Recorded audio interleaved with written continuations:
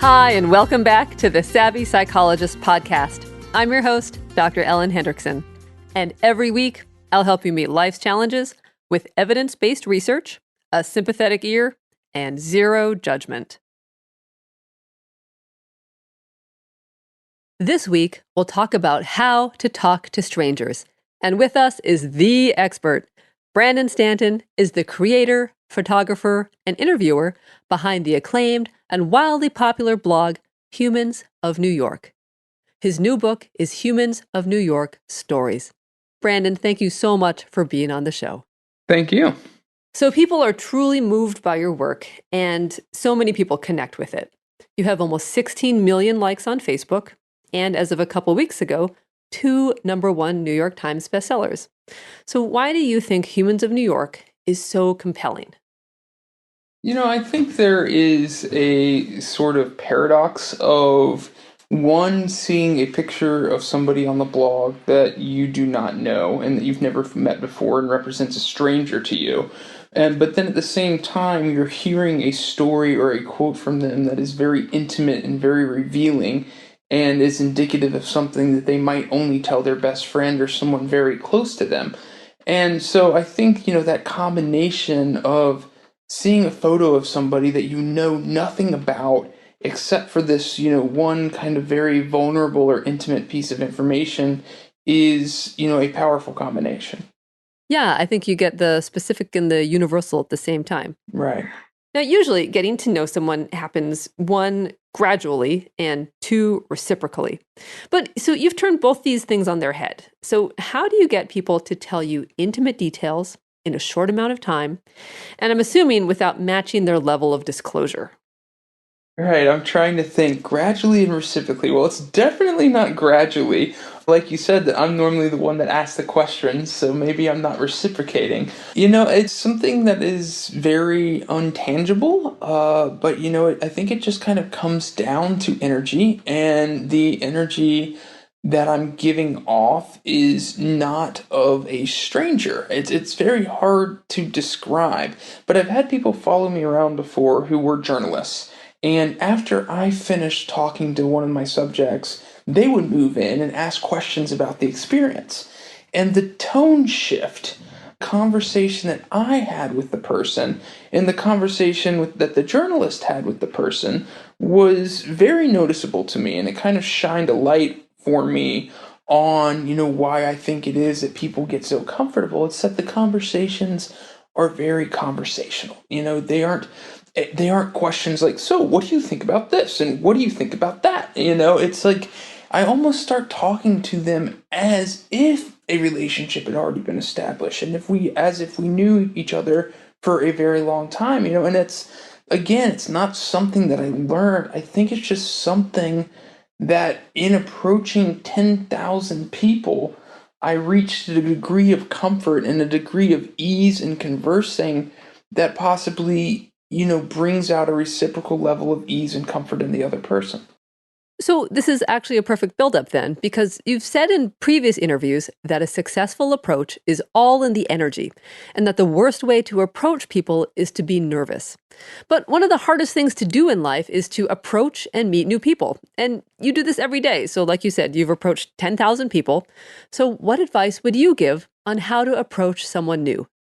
Oh, I mean, you just have to earn it. You can't really be given advice. I was already somebody who I thought was pretty good at interacting with people, but even those first months that I was on the street stopping strangers, I was so scared every time I walked up to somebody. There's something about approaching someone and the possibility of being rejected that, inherently makes you nervous.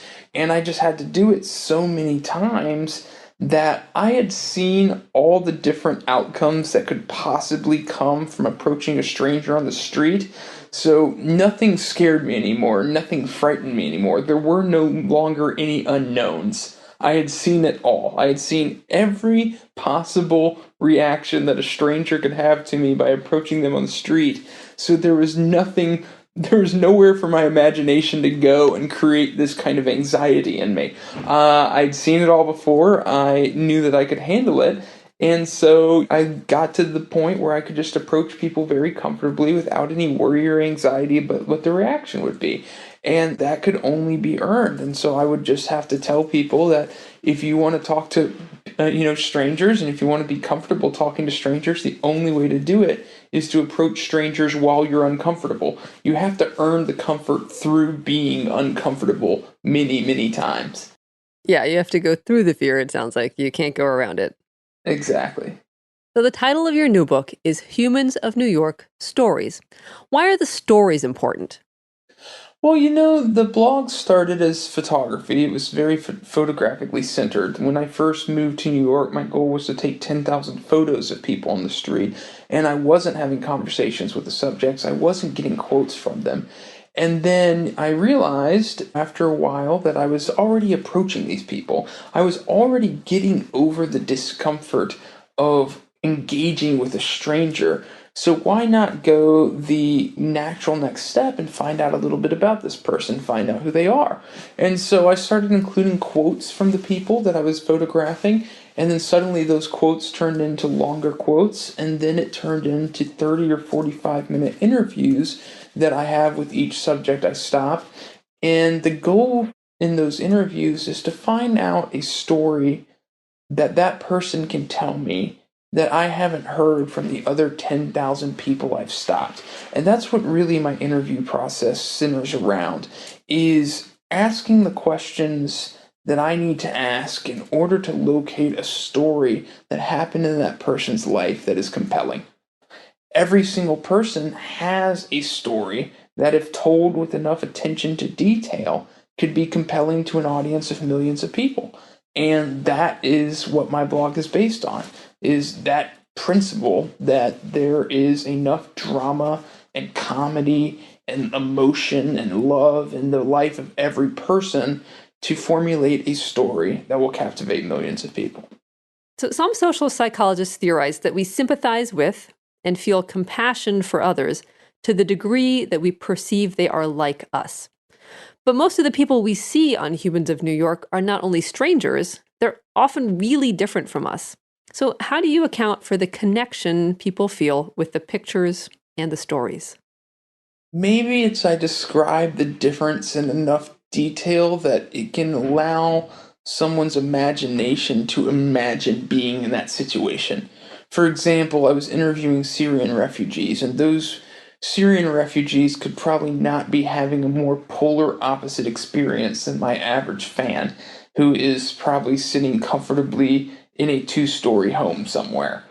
But I took so much time to learn these people's stories and to recount them in a sort of detail that almost allows you to experience their lives vicariously and almost in a first person sense, that maybe that allowed people, that even though it was a very different experience, to place themselves in that experience and see how a different set of circumstances could possibly land them in that same place. And that imagination, that imagining yourself in someone else's place. So why is that? Why is having empathy for strangers important? That's kind of getting into a moral field. It's obviously, I think the more you're able to identify with somebody else's experience and struggles, the more you are able to interact with them in a sympathetic manner, the more that you are able to, you know, work out problems with that person because you're seeing them almost as on the same plane as you, as opposed to some sort of enemy or some person to be feared, and there could be more collaboration there. That's really in the realm of preachers and priests, I think, to tell us why it's important to love one another and have empathy for one another. But all I can speak to is the ability of telling a very detailed story about someone's life to create that empathy. And then finally, let's apply this. So, how do you think we as humans can have greater empathy for strangers? I mean, this is the most simple thing in the world. Just learn about them, right? And I think the internet's already doing that. The internet's already kind of creating these sub-communities that reach across boundaries and reach across barriers and borders that allow people to connect on other grounds besides nationality. And I think that inherently it has a pacifying effect in the world. So yeah, I think it's just greater flow of information, and hopefully storytelling has a role in it too. Brandon, thank you so much for being here. It was, after seeing all the pictures and reading the stories, it's so great to hear your side of the story. Well, thank you so much. Brandon Stanton is the creator of the photo blog Humans of New York, and most recently, the author of Humans of New York Stories. Pick up a copy at your local independent bookstore, online, or anywhere else books are sold.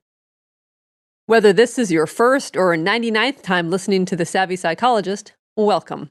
I'm glad you're here, and you can keep listening by subscribing to the podcast on iTunes, Stitcher, or SoundCloud, or you can check out any and all past episodes on quickanddirtytips.com/savvy-psychologist. That's quickanddirtytips.com/savvy-psychologist. Next week on the podcast, everyone just wants to be alone sometimes. We'll cover how to tell the difference between satisfied introversion and fearful avoidance. Plus, 6 ways to face your social fears. Thank you so much for listening. I'm Dr. Ellen Hendrickson. The Savvy Psychologist is strictly for informational purposes and doesn't substitute for mental health care from a licensed professional. Thanks again, and I'll see you next week for a happier, healthier mind.